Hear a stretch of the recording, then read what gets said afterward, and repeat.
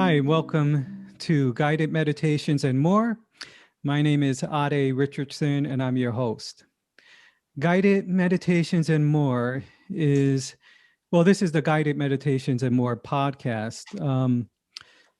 I started Guided Meditations and More back in March of 2020 when COVID started to really get going here in New York. And my intention behind starting this site was to offer guided meditations and other tools to help people de-stress and relax with the the stress of isolation and other things that came with the pandemic. After a while, I got kind of bored of seeing myself constantly. And I wanted to invite a few people, and that's how this podcast started. And I've the Guided Meditations and More podcasts. We interview various types of people, from spiritual teachers, professors, nutritionists, yoga instructors, on a variety of topics.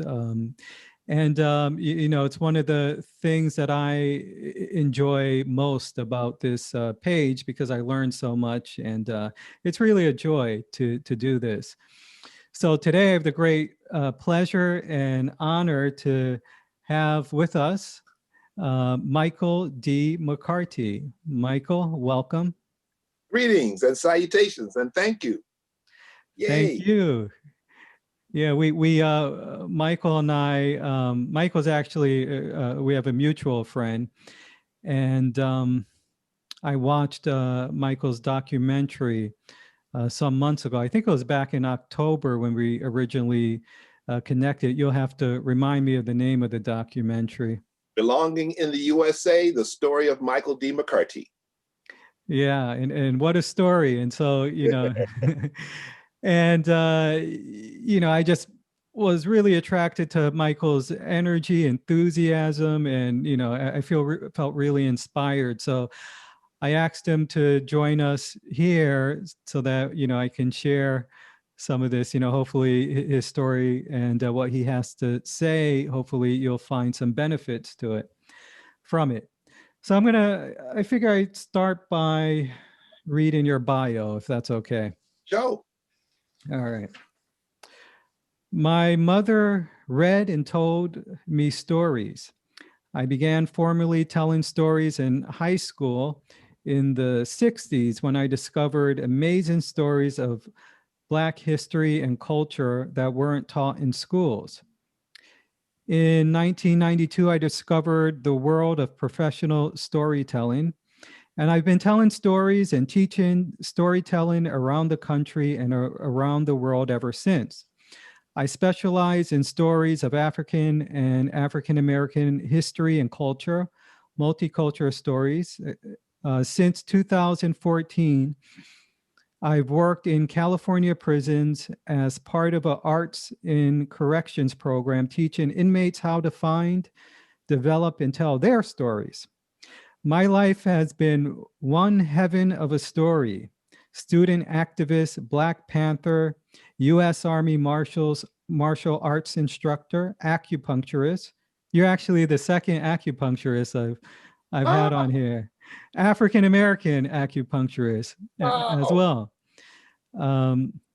World traveler, spiritual teacher, construction worker, storyteller, husband, father, crazy friend, never a dull moment. And I love my life. And yes. I think that's the key. Sure enough. They say if you enjoy what you're doing, if you're enjoying your life, then, that's beautiful. Yes. So I figured we'd begin at the beginning. Perhaps you can sort of give us before we get into the storytelling and the specifics around what you do, I thought maybe we could talk a little bit about your story maybe in an encapsulated version of that as best as you can. Yeah, sure. Where you want me to start? Where were you born? Chicago, and Ida B. Wells. In fact, Ida B. Wells is on my shirt here. I grew up, I was born on the south side of Chicago, and we were living in the Ida B. Wells complex projects. They were just little small units. Then when I was about 3 years old, we moved to the west side of Chicago. And that's where I was, grew up for the most part. And what was your childhood like? Were you, you talk a little bit in your bio about learning a little bit, getting a taste of storytelling at a young age. Can you talk a little bit about that? As long as I can remember, and I can remember till 3, maybe 2, I can remember my mother telling me and reading me stories, and instilling in me the belief, and the idea that if you could read, you could do anything. If you could read, there's nothing you could not accomplish. So I grew up with books. Like I said, for the most part on the west side of Chicago, we got 3 daily papers: the Chicago Sun-Times, the Tribune, the Daily News, and on weekly, we got the Chicago Defender, and then we got Ebony, Jet, Sepia, and Negro Digest. So I was immersed, and it's funny because I really didn't think about this until relatively recently. All these magazines, so I was constantly made aware of the accomplishments and the struggles of Black folks. So I grew up with that. And the other thing that my mother instilled in me was the concept that if you saw something that was wrong, you should do something about it. If you couldn't do anything about it directly, you pointed it out to somebody who could. And if you could do something, you did whatever you could. That was the concept. And I always tell this story about my mom. My mom was she was from Barbados. She was Bajan. We greeted everybody. All right, but here's the classic story about my mom. I was about 12 years old or so. Doorbell rings. I answer the door. Woman at the door says, "Young man, is your mother home?" I go get my mom, who was in the kitchen. Comes to the door. Woman says, "Miss, you don't know me. I'm passing through the neighborhood. I'm on my way to catch a bus. I really need to use the washroom. Can I use your washroom?" My mother says, "Of course." Shows her to the washroom. While she goes into the washroom, my mother goes into the kitchen. She goes to the refrigerator. Up on top of the refrigerator is the good tea set in plastic, okay? Because we don't do nothing with that. That's special. She breaks that sucker out, prepares tea and coffee, slices of pound cake and cookies.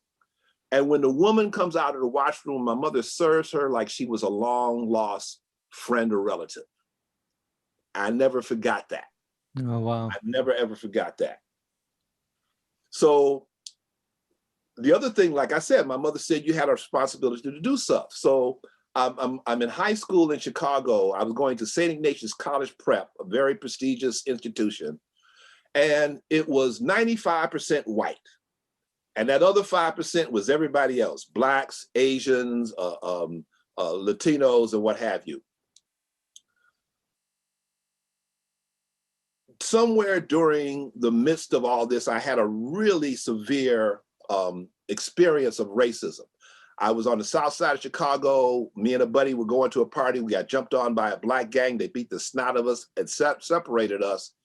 And I was on the outside. And when I was able to get away, I saw a police car stopped at a light. And I staggered over to the police car. These guys had beat the snot out of us. I staggered over to the police car because they're supposed to help. So I'm telling the cop what's happening, and he looks at me like, "So what?" Now that's not what's supposed to happen. He's supposed to help me. So I got in the police car. I told him where to go. So he pulls up in front of the building. The remnants of the gang, they see me. They're coming to the car to get me out. And he's telling me to get out of the car and go inside the building to find my friend. I said, "Look, arrest me, take me to jail or something, get me away from here." So we go to the local police station, which was only a couple of blocks away. And I'm thinking, okay, this is an aberration. I'll get some help when I go in. They just start laughing, because at this point, my face is swollen, blood is dried up, and they just start laughing. And they just ignore me after that until my father came, and then my buddy had gotten in somebody's apartment who let him call his mom, and we met at the police station. But that was my wake-up call.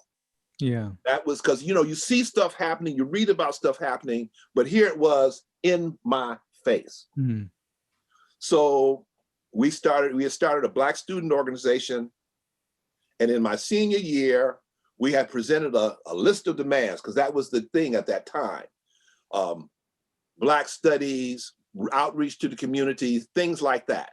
We presented our little list of demands to the administration. They were like, yeah, get your butts out of here.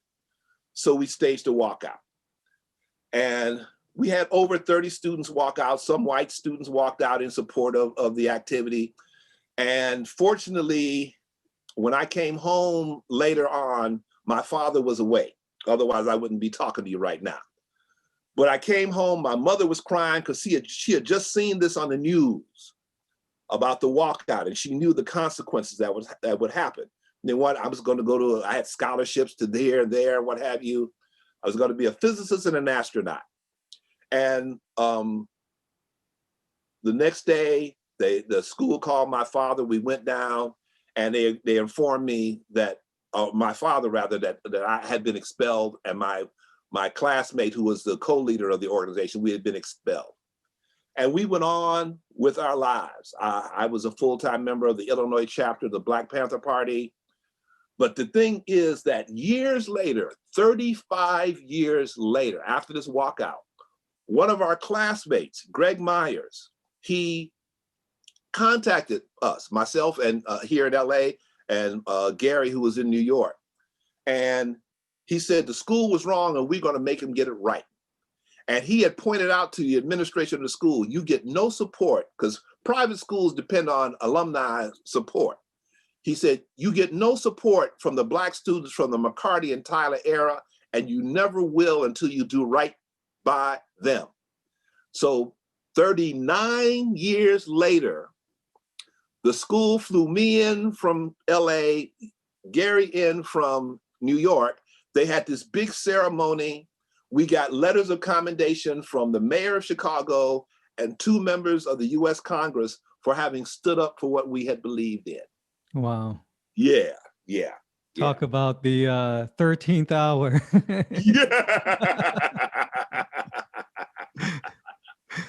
Well, that's great that your friend was able to put that together. And how did your parents react to the being expelled from school?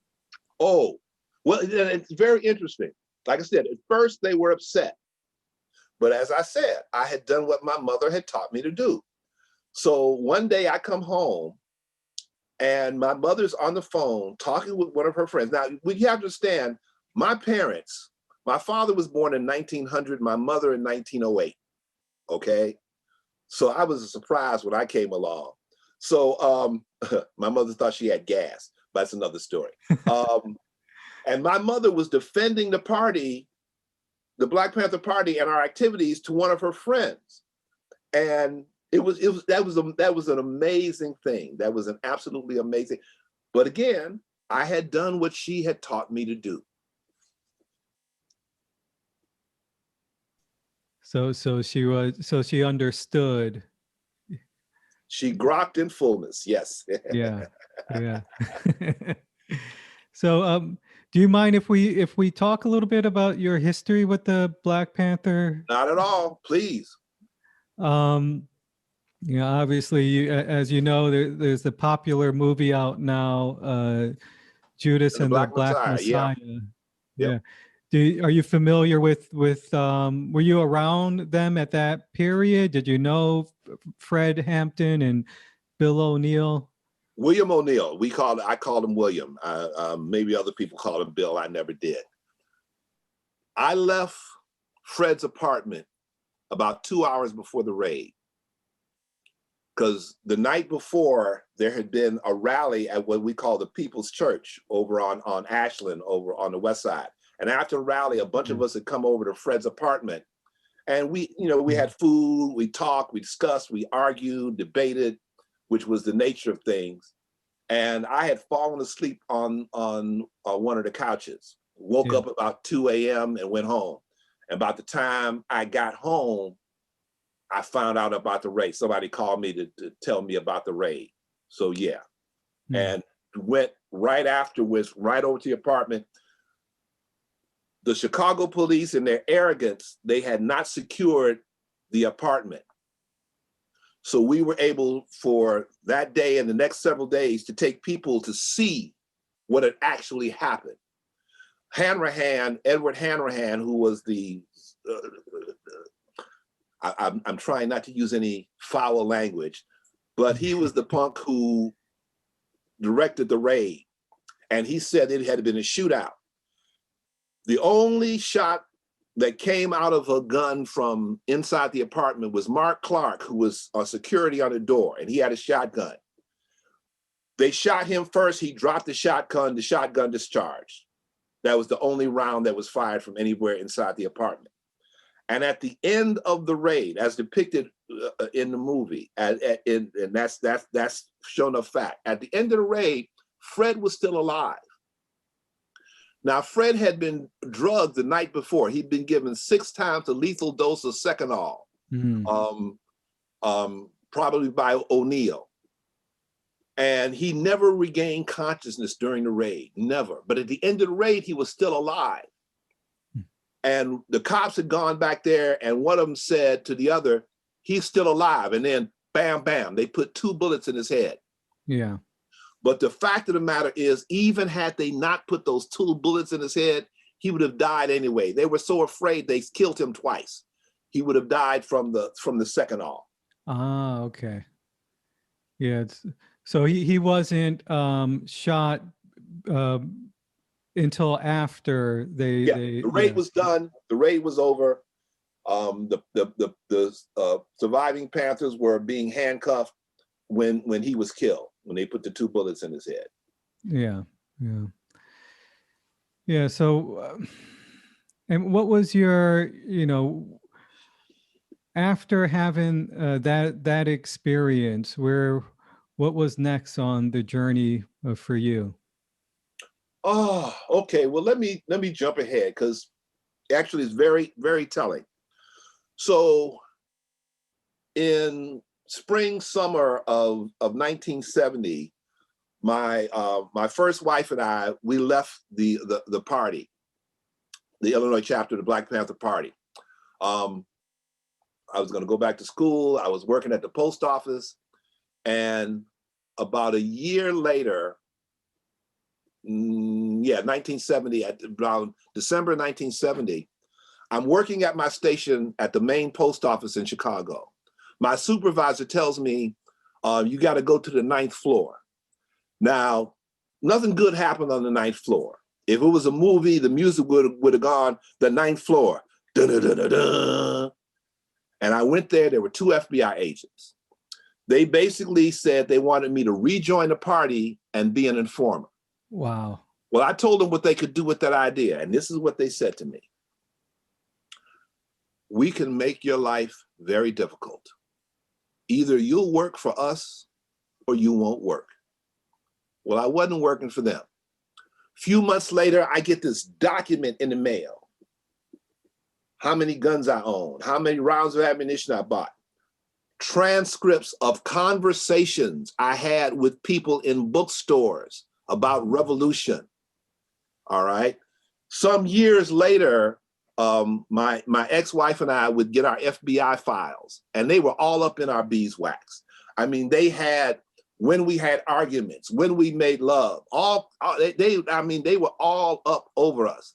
And they proceeded to destroy my life. I had 3 apartments broken into 8 times over a 2-year span. And it got to the point where I was a nervous wreck because stuff was always happening. And then there was the friction they, like I said, they had a woman call to my wife like she was my girlfriend. And that's created friction between us, which made my life even more difficult. Yeah. The day before Thanksgiving, 1972, I come home. I've been driving a cab. I come home and my door is open. The door to my apartment is open. That's the break-in number 8. Everything of value I had was gone. Now I'm thinking, what am I going to do? I've got the FBI putting major foot to my butt. How am I going to deal with this? How can I handle this? I joined the Army.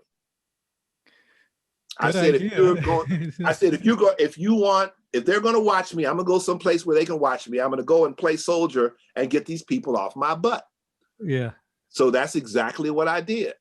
So I went in and basic training, the first day of basic training, I'm sitting there, and you basically had 2 major categories of people. There were the gangbangers who had been given the option of go to jail or go to the Army. And then you had the young guys who were joining the Army for the GI Bill. So the gangbangers are looking tough. The GI Bill guys are looking scared because of the gangbangers. And then there's me. I'm not fazed by any of this because all the stuff I had been going through, basic training was nothing. So the sergeant comes up to me and said, "Young man, I like your attitude." Because he had said to me, "You don't seem to be fazed by any of this." I said, "Sarge, it's just another day." He said, "I like your attitude. I'm gonna make you platoon guy. Your job is to make out duty rosters, give orders, and we'll punish you if you do any of the work yourself." I said, "Okay, I'm a Virgo. I can tell people what to do." So I did that job through my basic training. And then when I graduated from basic training, my advanced individual training was at the same base, Fort Polk, Louisiana, just down the road. So one day I'm walking past my basic unit. One of the permanent duty guys comes up to me and says, Mac, these FBI people, they've been asking everybody about you." I said, "Okay, I know what's coming." I knew this was coming. The next day, they came to my unit, and the first sergeant comes up to me and says, "Mac, these FBI people say you were in the Black Panther Party. They want to talk to you." I said, "Yeah, what, Sergeant? Where they at?" I told their ass a story. "I've seen the error of my ways, and I'm here to serve my country." By the time I got through talking, I had one of the FBI agents in tears, and I got them off my butt. But more importantly, that set the stage for so many things in my life. I was studying martial arts. That's where I got my introduction to acupuncture, and I would eventually become an acupuncturist. I was reading all these "I'm okay, you're okay" kind of things, and getting to be in touch with me. I've always been different. I've always been wild and crazy. And I said, "Okay, this is me. We rolling with this." And at that time, were you doing any sort of meditations or any, because when you say acupuncture and things of even martial arts, that can sometimes lead one to start to venture into meditation and yoga and things of that nature. All of the above, because what happened was that, this is 72, 73, the Army was having transcendental meditation being taught on some of the bases. So I had my introduction to TM, and so I'm meditating, and then I remember reading the Tao Te Ching, I remember reading the Bhagavad Gita, and I just expanding my mind, expanding my consciousness, expanding my awareness. And actually, towards the end of my time there, I had my I've been a vegetarian since the late 70s, and I got my introduction to the concept of vegetarianism while I was in the Army. Wow.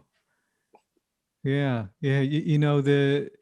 I had someone else on the show, Enoch Davis, who's an acupuncturist, and And he also was in the military, and that's where he learned. And he was a TM teacher, and Mhm.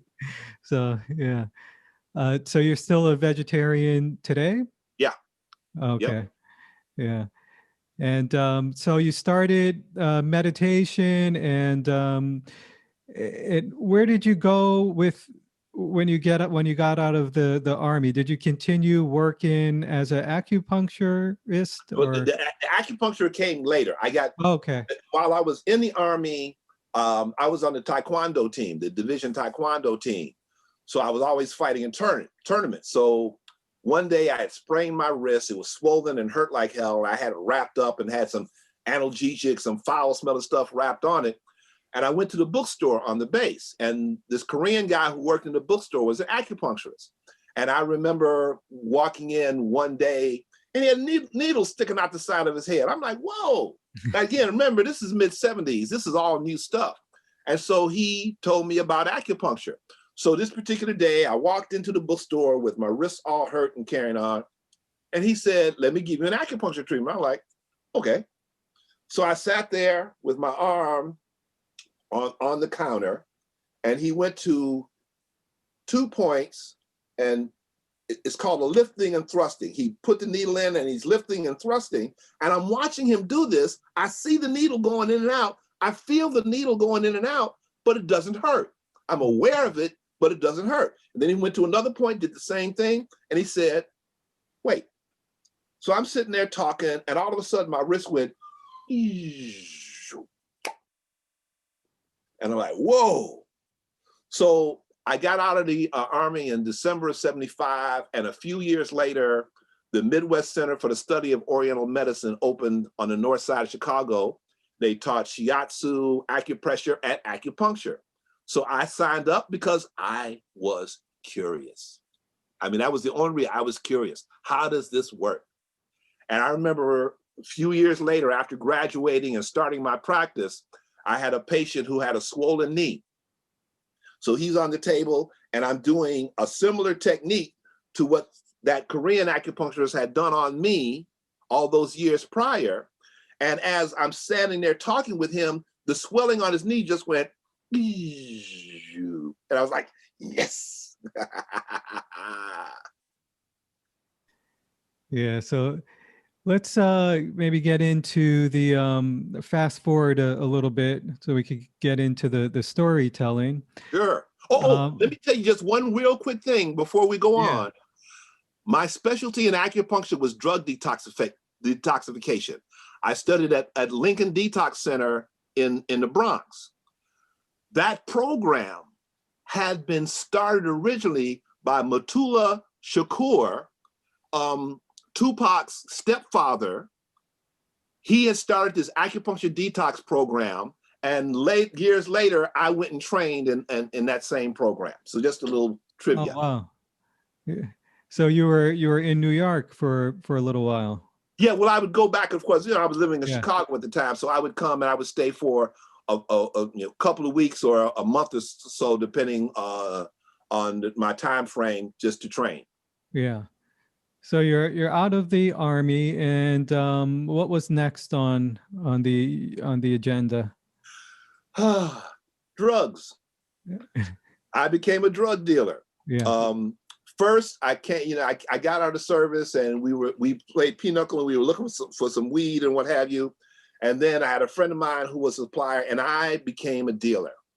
And then in 1978, I got introduced to freebase, and that shook my life up, shook my mind up. That's when I learned about addiction. Because when I smoked weed, I liked weed, but I wasn't going to do nothing crazy about no weed. Freebase, I learned about addiction. I mean, I can remember there was a point where my heart would be like it wanted to leave my body. And my only thought was, I hope my heart slows down enough so I can take one last hit and go out on the rush. Yeah. Now, after I became a storyteller, I would go back to Lincoln Detox, and I'd do stories at the drug detox facility about my experience. Mm-hmm. And I remember going there one time, and I was telling stories to the women's group there. And so these like 40, 50 women, many of them street women dealing with crack, heroin, methadone, and what have you. And they introduced me. Michael McCarty is a storyteller, and he's going to tell us some stories. And these women, they look like, what? He think we some damn little kids. And there were these two sisters sitting in the front row, and they gave me the look. And I don't preach about drugs. I don't tell anybody what they shouldn't or shouldn't do. I share my story. And I tell my story in great detail. And then as I was telling my story, I was watching these two sisters, and at one point, one of them said to the other, he'd been there. And I had him. And at the end of the presentation, they gave me a standing ovation.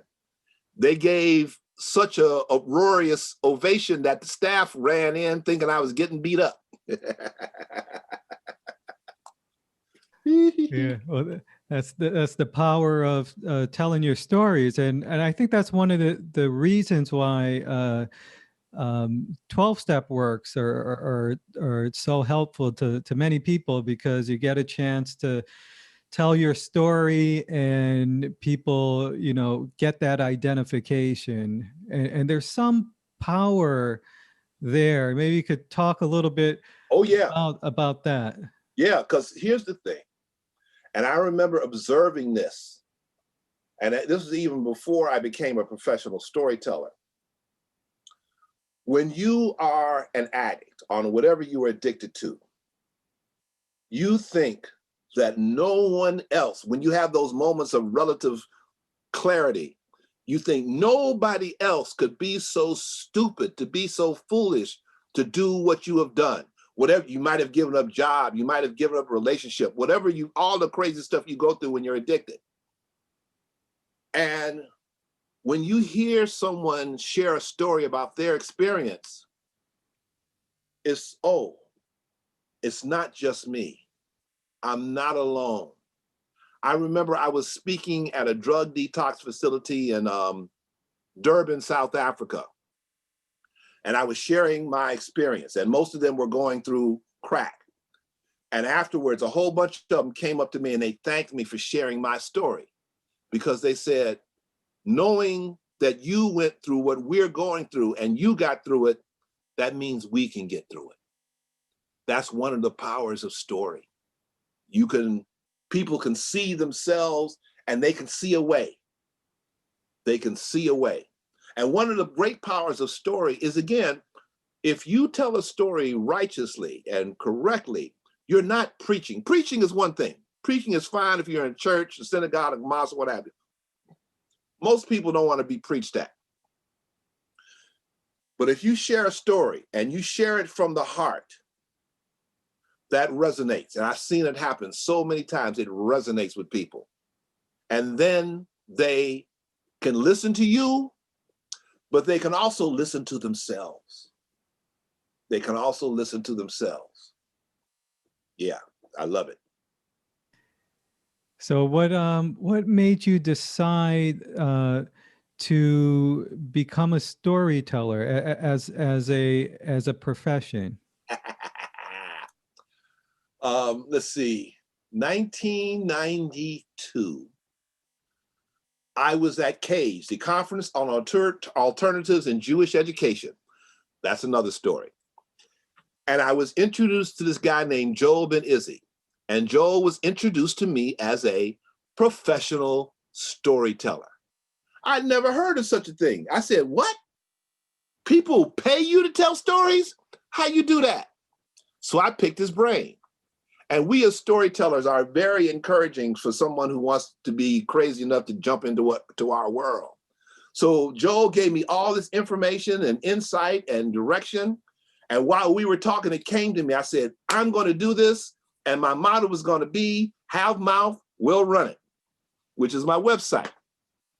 So a few days later, I asked myself, what would I do as a profession? if I was independently wealthy. I said, I'd tell stories. I said, okay, that's what I'm going to do. So I was living in the Echo Park section of LA at the time. I went to my local library. I started collecting books about storytelling, collections of folk tales, books about the art of storytelling. I read fairly quickly, so I'm in and out the library every few days with an armload of books. One day, the young adult librarian, Anthony Bernier, he's helping me find a book. And he says to me, man, you're in and out of here every few days with all these books. Are you writing a paper? I said, no, I'm a storyteller. You're a storyteller? I've got these teenagers. They want to learn storytelling. Can you give them a workshop? I said, sure. Yeah. Remember, my mommy told me that if I could read, I could do anything. I could read my butt off. So I went to the library, got more books about storytelling, gave the workshop. It was a great success. And then I discovered the National Storytelling Network, the National Association of Black Storytellers, all these festivals and things going on. It was like falling down the rabbit hole. It was this whole world of storytelling. And I've been immersed in it ever since. Yeah, that's great. And to back up a little bit, you know, how did you kick that the drug habit? I guess you call it a moment of clarity. You know, sometimes people talk about people who don't know anything about drug addiction talk about drug addiction in a very logical way. There's nothing logical about drug addiction. Well, he should just stop. If he only realized that he might die. No, we know we might die. We don't give a damn. In fact, I remember one time my heart was beating so fast, I was sure I was about to die. And my only thought was, I hope I can take one last hit and go out on a rush. So they say you're always chasing that first hit. So August of 78 was when I had my introduction to freebase. 1 year later, August of 79, I had gone to get some chemicals that you needed to cook it up at this head shop, Bazaar on the north side of Chicago. And the owner of the shop, I'm buying the chemicals. He says, oh, it looks like you're getting ready to do some cooking. I said, oh yeah. He said, how do you cook it? I told him. He said, man, I got a way to cook it up that will knock your socks off. I'm like, moi? Knock my socks? I'm taking a 0.5 gram a hit, okay? That's crazy. And amazing I'm alive. So he said, man, listen, bring some coke, come by my place, I'll show you how to cook it up. So I went by there later and he cooked the stuff up, used a different technique than what I used. And I sat there on the stool to take a hit. Now I could pull for over a minute. I could suck all that oxygen out the room. So and usually I would pull and pull and pull, and then you'd hold it. Well, I started pulling, and seconds into the pull, I started rushing like I had never rushed before. And for the first time in a year, I was scared. And all of a sudden I'm like, I'm trying to blow this stuff out. And I sat on that stool for like a 1/2 hour thinking I was about to blow up. And finally I moved off the stool, I finally left. He made me take some of my cocaine with me. I'm the one, no man, go up. Later that morning, because by this time it had been gone all into the morning, I went to go take a hit. And usually I took a hit like, all of a sudden like, I was scared and I woke up. Now at the start of my freebasing, I was going to DeVry to be an electrical engineer. I was working at GTE as a technician. I had a beautiful girlfriend that I planned on marrying. And after the whole freebase thing, all that stuff was gone. And when I woke up that year later, it's like, oh my God, what have I done? What am I going to do? How am I going to recover? I almost joined the Army again. I went down to the recruiting place, put my hand on the door and said, no. That's when I became a health nut. I started fasting, read Dick Gregory's book, and started reading everything else about fasting and nutrition. And I became a health nut and then an acupuncturist. Okay, so that's when you became the vegetarian at that point? Or? Yes. Well, let's see. Well, yeah. Because I had stopped. It had been a phase when I got out of the Army. I stopped eating pork. In '77, I stopped eating meat, red meat. So it had been a gradual process. But then I stepped it up, and I stepped up my my knowledge of health and the body, and then, like I said, studying Oriental medicine and other modalities, homeopathy and things of that nature. Yeah, and and I can relate to that story of when you would feel your heart beating, the insanity of, I hope, and the almost desperation. I hope this calms down enough so that I can do some more. Yeah, I'd like to keep living. Yeah, so that's how you kicked it, and you started this health nut phase, and getting healthy, and so let's go back to the storytelling. Yes. Yeah. So once I discovered this world, like I said, I when I'm into something, I'm into it. I don't put my toe in, I belly flop. So I became totally immersed in storytelling. I would say I remember I found all these storytelling groups, like I said, National Association of Black Storytelling, festivals and conferences of storytelling all over the world, all over the world.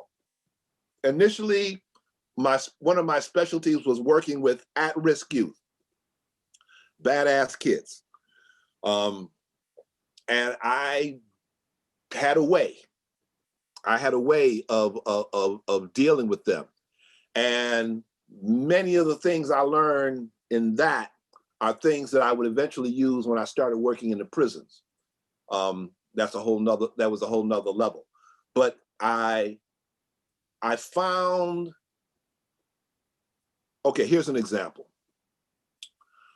I was doing a storytelling at a school in the Ventura area of Southern California.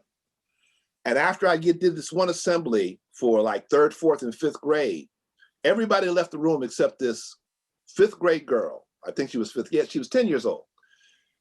And she comes up to me, Mr. McCarty, I want to thank you for your stories. They made me laugh. I haven't laughed in a long time. Thank you. And she was gone. I'm like, whoa. Principal came in. I told her about this encounter. And she said, oh, that little girl's father committed suicide a few months ago. So for that little girl, on that day, being able to laugh was one of the most important things in her world. Yeah. One of the most important things in the world. And it came about through story. Yeah. Through story. Because when we get into story, when we immerse ourselves in a well-told tale, now, that's the operative phrase, well-told tale. Because if your storytelling sucks, that's a whole nother kettle of tofu, okay? That's a whole nother kettle of tofu. But if you tell a well-told story, I've seen amazing things happen. I've seen amazing things happen. And when people, in one of the prisons that I was working in, this happened just a year and a half, 2 years ago. I had this guy in my class, probably in his 50s, maybe early 60s. And he was always, not always, but he was adamant that he had been wrong. He hadn't done the crime that he had been convicted of. Now, there's lots of folks like that. And he was on a walker. All right, he was on a walker. Next cycle, I saw him at some event at the prison. And I walked into the room where this event was going on. I saw him walking, no walker. And he looked really good. He looked much better than he had before. I said, hey man, you looking good, what's going on?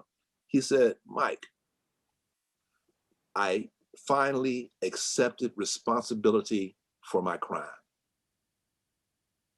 And that had made so much difference. He had gone into his story. He had found the truth of his story and accepted it. That's the power of the story, man. Wow.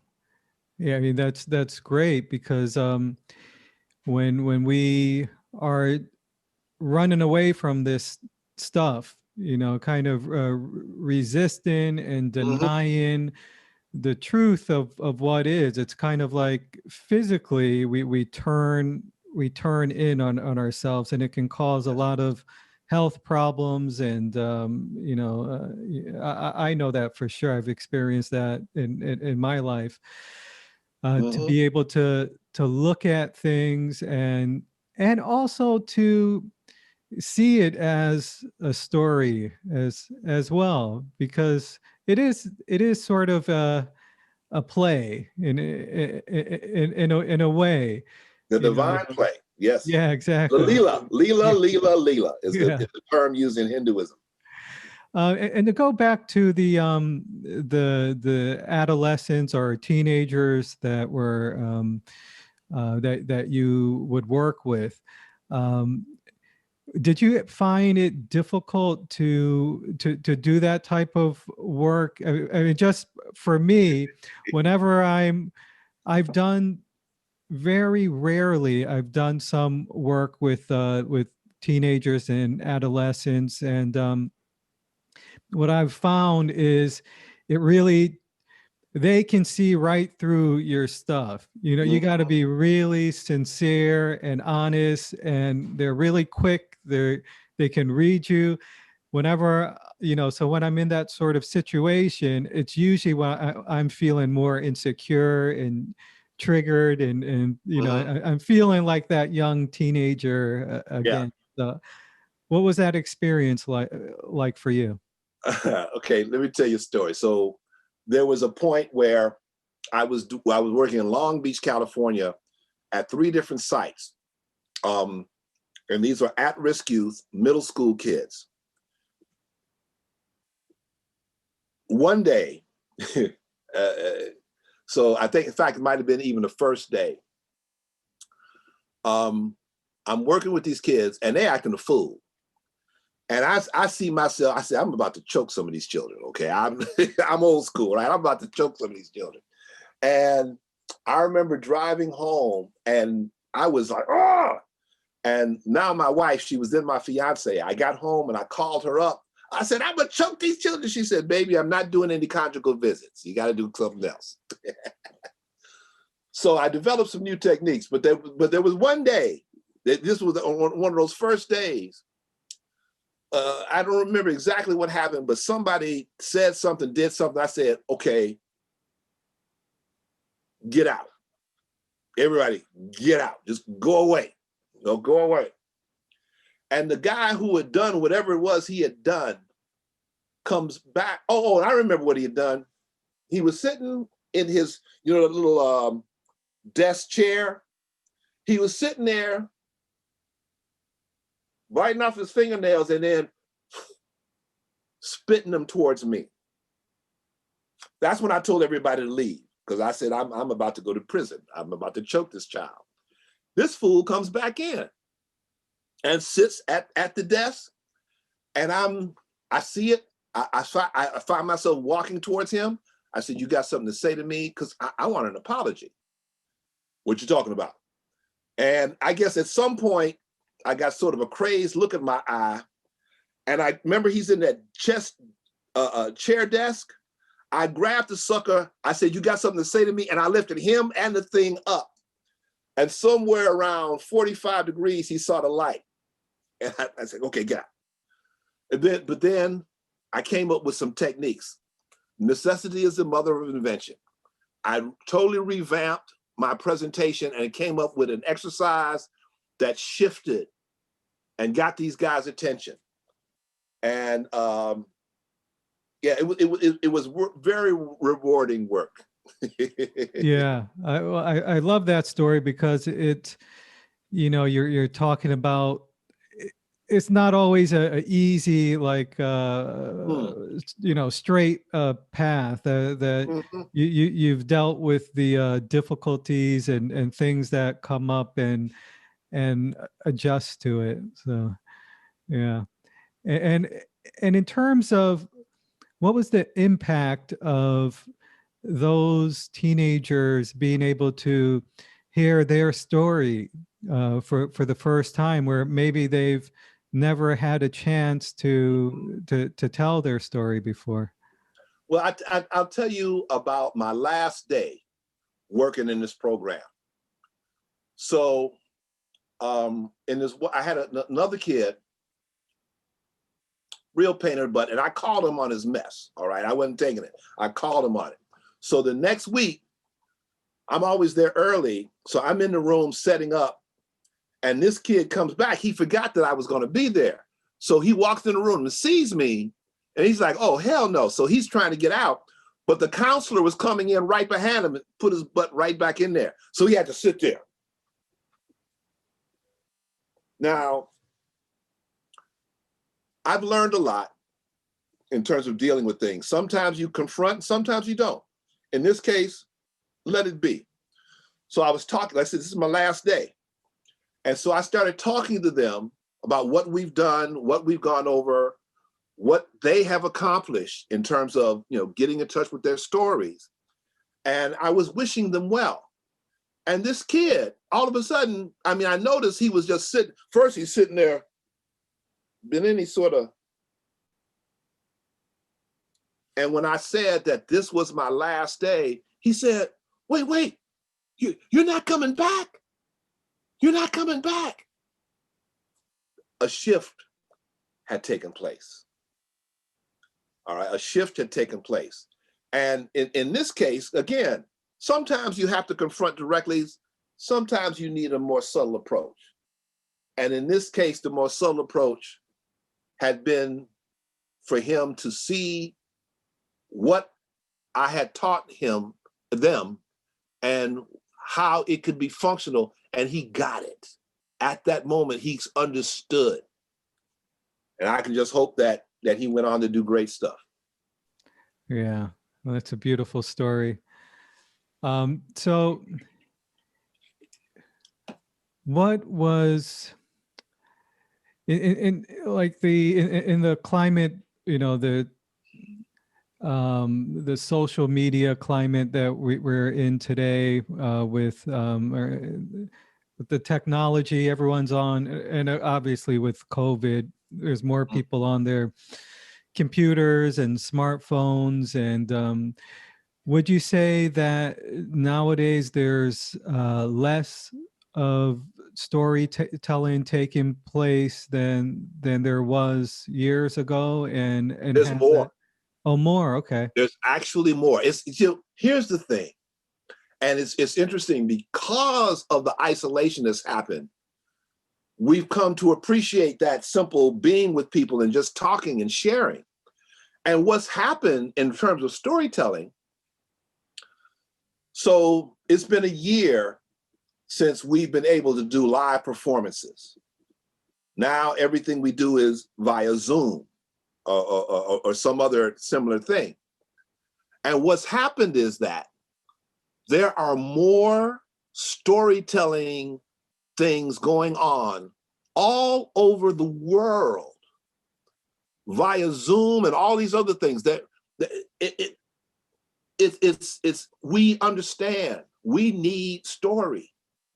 We need to hear stories. We need to tell stories. We need to be immersed in story. And so all of these platforms have popped up. I'll be on something tonight doing stories. I was on something Friday doing stories. And the rest of this pandemic thing, until we can go back into the classroom, the library, public things, people are on these Zoom calls. People are on these things because they're hearing stories. People are giving workshops via storytelling. I can't go into the prisons, but I'm sending material into the prisons. I'm sending material into the prison so guys can continue working on their stories. So man, it's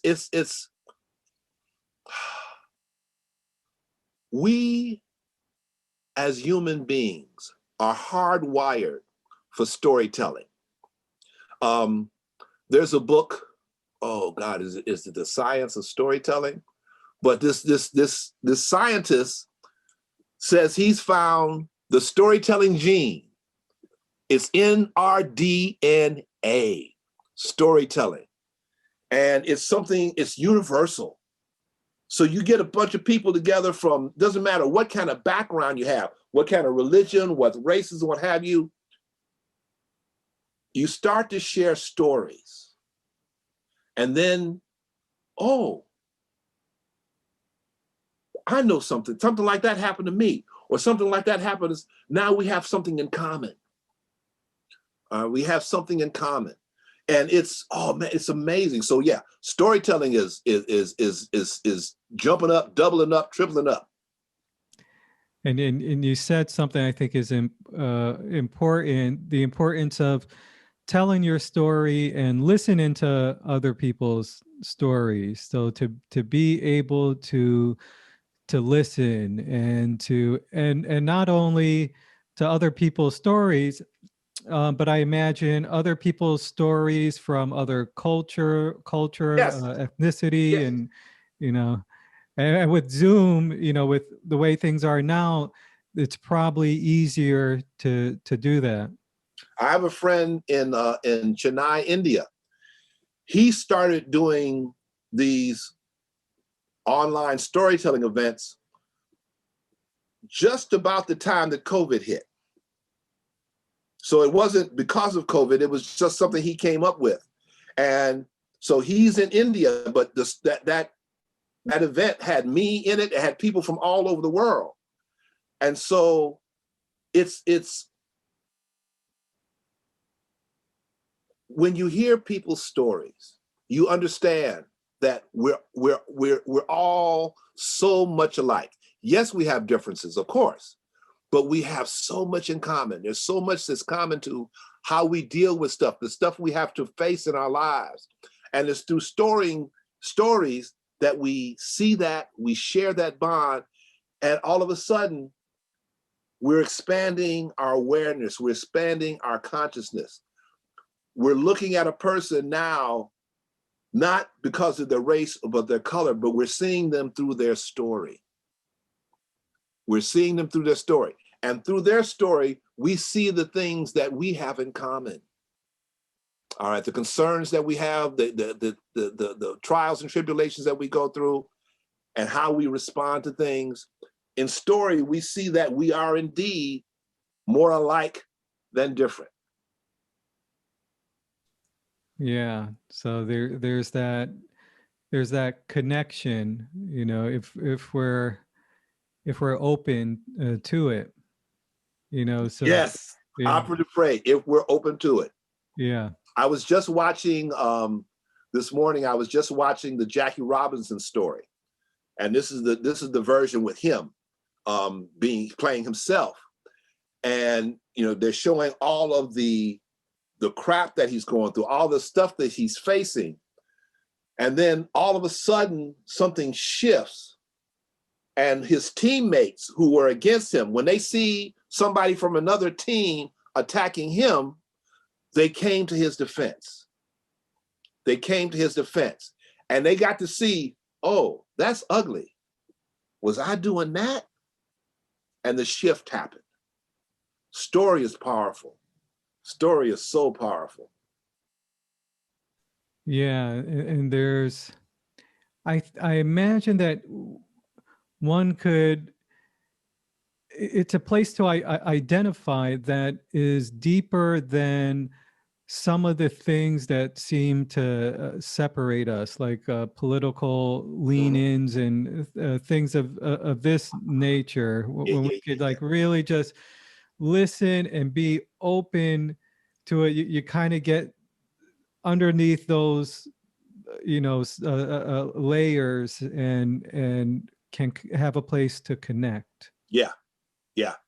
I've seen it happen so much. So much. Yeah. Yeah. There's another question. Kind of drawing a blank. Oh, okay. Yeah. So, in what are the different ways that one could tell their story? Well, very good question. The most common way is for a person to tell a personal story, just tell their story about what happened to them. But the other way that people tell story, when you read stories, folk tales, historical tales, and what have you, there's a story. It's called "The Blind Man's Bird." It's a story takes place in South Africa, ancient story. There's a young man who was married to this young woman. The young woman has an older brother who was blind, born blind. And one day he takes his blind brother-in-law to go hunting for birds with him. And they get out to a clearing. He sets 2 traps. He tells the blind man, this trap is for you. He goes, sets a trap for himself. They come back the next day. And when the young man looks at the blind man's trap, it's got the most beautiful bird he's ever seen. Feathers every color of the rainbow. His trap got a plain old bird. And in a moment of he switches the birds. He gives the blind man the plain bird and takes the beautiful bird for himself. Think he's blind, he don't know the difference. And the blind man takes that bird and pets the bird and listens to the bird. They walk back, and the young man says to his brother-in-law, brother, why do men fight with each other? Why do men go to war with each other? And the blind man says, they fight with each other and go to war with each other because they do to each other what you have just done to me. Busted by the blind man. He couldn't see, but he heard. That bird wasn't the bird he heard. He knew that. The young man apologizes profusely, exchanges the birds, they walk in silence, and then the young man says, brother, how do men make amends when they've wronged someone? He says, you do what you have just done. You right the wrong. The blind man's bird. The blind man's bird. Beautiful story. Yeah, and so apropos. Yeah, yeah. So let's see. Is there any favorites? Any story that you enjoy telling the most? Oh, I got a lot of those, but I'm gonna tell you. How much time do we have left, by the way? About 10 minutes. Okay, I'm gonna tell you this one. This is this is my favorite African American folk tale called High John and the Christmas Turkey. They used to say of High John, he wouldn't pick cotton, he wouldn't bale hay. He wouldn't take a beating, but he wouldn't run away. You see, John was a trickster character, and his main job was tricking old massa. Well, these High John stories were told during slavery times amongst the slaves themselves, and you understand why when I get to the end of this one. So every year, John had a task at Christmas to prepare the Christmas turkey for old massa and his family. Now you can be sure that most of that turkey end up in John's belly. Old massa and his family, they be eating possum. So massa got tired and said, I'm gonna get him. So the day before Christmas, he called John and said, John, yes, sir, massa. You gonna fix that turkey? Yeah, massa, I'm gonna fix that turkey. We doing something different this year, John. Whatever you do to that turkey, we gonna do to you. He thought if I pluck that turkey's feathers, he'll skin me alive. Chop off that turkey's head, ultimate haircut. But John was quick of wit, came up with a plan. Christmas Day, old massa and the family, they all sitting on the porch, they all in on this joke on John. Here comes John down the road with the turkey, feathers and head intact. Massa said, John, yes, sir, massa. Remember what I told you? Yes, sir, massa. Let me see if I got this here right. Whatever I do to this here turkey, y'all, all y'all gonna do to me. That's right, John. What you go, massa, I'm gonna show you. Took that turkey, set it up on the porch, grabbed that turkey by the tail feathers, raised them tail feathers up and kissed it smack dab in the butt. Then he turned to old massa and his family, because he had his coattails on. He got dressed up for this. Says, y'all take your time now. I ain't going nowhere. Hi, John and the Christmas turkey. That's great. Coney the Story Man was the first person I heard that told that story. Coney the Story Man out of Santa Barbara Yeah. years ago. Yeah, I love that one. Yeah. So let's see. Is there anything that you wanted to discuss that we didn't get to? Oh, I want to share this. By the way, I have a YouTube page, Michael D McCarty Storyteller. I think is what you can find me. It's easy. But there's a story I do that's called The Power of Love, and I don't have time to tell you the story, but I'm going to give you the essence of it. I was in India one time, and I was denied entrance to this hotel by this Indian woman because I was Black. Go figure. And it got to a situation where I'm about to go West Side Chicago on her. And in the midst of my working myself up to this, this voice in my head says, this is the test.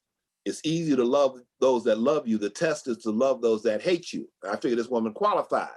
Well, I remember reading about auras, the energy that surrounds every living thing, and that pink was the color that represented divine love. And I figured we definitely needed some divine love up in here. So mentally, I enveloped her in this bubble of pink light, and I started pumping pink at her butt. I pumped pink, I pumped pink. I worked up a sweat pumping pink. After however many minutes I was doing that, the woman comes over to me, totally different demeanor, totally different tone of voice. Are your friends in the restaurant? And I'm from Chicago, man. I'm like, what's up? What's up? Am I being set up? What's going on? What's going on? She personally escorted me into the restaurant.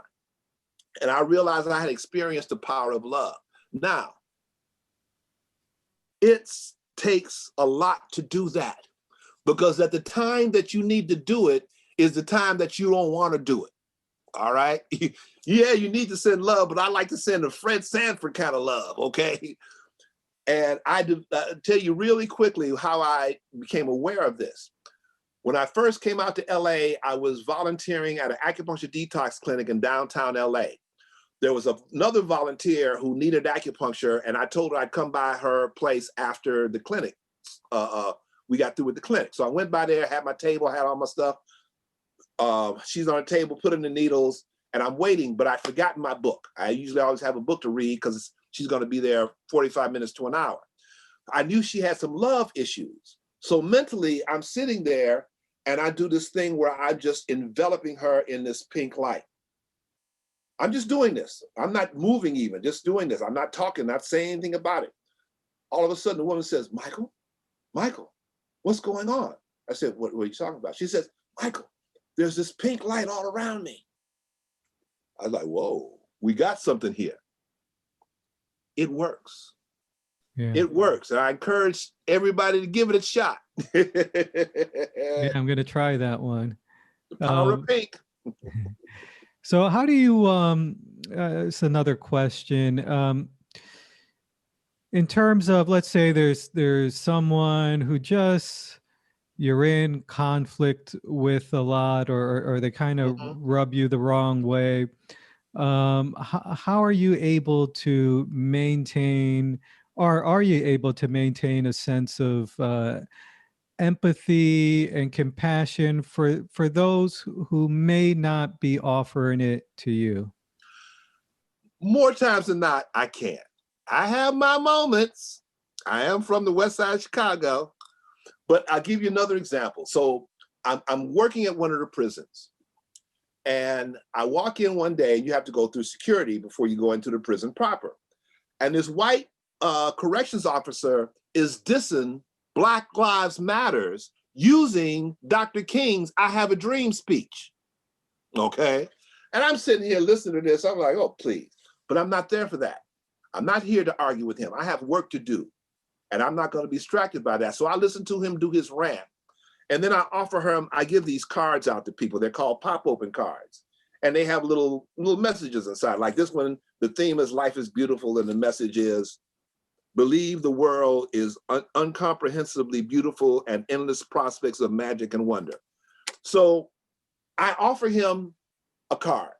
So he takes the card, looks at it. He says, oh, this is nice. Thank you. A Black officer who I usually see walks up, and I offer him a card. He says, oh, hell no, I ain't taking no card from you. Now, I've got a card that's covered with bumper stickers. I got 300-400 bumper stickers on my car. He said, you got that whack-ass car with all the bumper stickers? I don't know what the hell you're giving me. And then the white officer says to the black officer, no, man, you should take the card. It's a good thing. And then he takes the card. He said, oh, okay. So just about every week, I see one or both of them, and I give them a card. The last time I saw the white officer, he was having a really bad day. His paycheck wasn't right. He was just having a bad day. I said, man, you need a card. So I offered him a card. He opened up the card and looked at it. He said, thank you. He said, man, listen, I just got to say, I look forward to you coming in here every week. You have such a great attitude and such a great smile. Thank you. Now, I could have argued with him about his stuff that first time, from then till the end of time, and not made any difference whatsoever. But in approaching it with a detached mindset and an attitude of kindness, it was a magic moment. Yeah. And they're possible. They happen. Yeah. And what I get from that story is you know, so sometimes people are just so programmed to, you know, they just have the knee-jerk reactions. They are saying things that they've just become accustomed to say, no matter, there's not much thought that goes into it. And even though it hurts people, they're, you know, having this kind of, this tape running, this program running. Mm-hmm. And it seems like your experience with this person is you didn't react to his program, but you connected with the soul of this person, the humanity, you know, that's beneath that. Yes. And he, on his part, was able to be open enough to receive that. Even him saying, I appreciate you, you know, come in here, you know, is a beautiful thing as well. So, yeah. Yay. I love my life. So where can people get in touch with you or find your you know, what things do you offer? Or I'm on Facebook. I have both a personal page and a official page, Michael D McCarty Storyteller. I'm on YouTube. There's a YouTube channel with a whole bunch of my stories. Google my name, Michael D McCarty Storyteller. All kind of wonderful stuff will come up. And on my, I'm easy to find. I'm easy to find. Okay. And I'll put links to those on in the description area of this video. And if someone wants to, are you doing storytelling work right now during the pandemic? I'm doing Zoom stuff all over I was getting ready to say all over the country, but all over the world, I'm doing Zoom stuff. Oh yeah. And how do people connect with you about that? Is it through your website? Yeah, just call me. 310-677-8099. Post that. That's my landline, my office number. Oh, okay. Is that the one I have? I think that's... Yeah. And then I also, my cell is 310-927-1029. But my office line, I have this service on my cell. It may not let you talk. Oh, yeah. Okay. So that's the one I have. What was the landline again? 310-677-8099. Okay. And my email is agriot, AGRIOT @earthlink.net. Okay. So I'll put those in the description of this video, and I'll also send you the video file. You know, I usually put a intro and exit on it, and you know, with a little bit of music. And yay, this is fun. What part of New York are you in? I'm in Westchester. Okay. Yeah, I grew up in Brooklyn, and then moved to Westchester about 6 or 7 years ago. Yeah. I haven't been to New York in a few years. I stay with my buddy in Brooklyn when I come. Okay. So yeah, let me know next time you come. We'll have to connect. Yes. Yeah. So it was a pleasure meeting you, and I really enjoyed this. Thank you Thanks very for much. having me. Yay. So again, this is Guided Meditations and More. I'm your host, Ade Richardson, and today we were with Michael D McCarty, Storyteller, and I'll post some links so that you'll be able to know how to find him. Cool. And let's see. Sunday at 8 a.m. Eastern Time, I'm going to be having a conversation with Lenroy Thomas.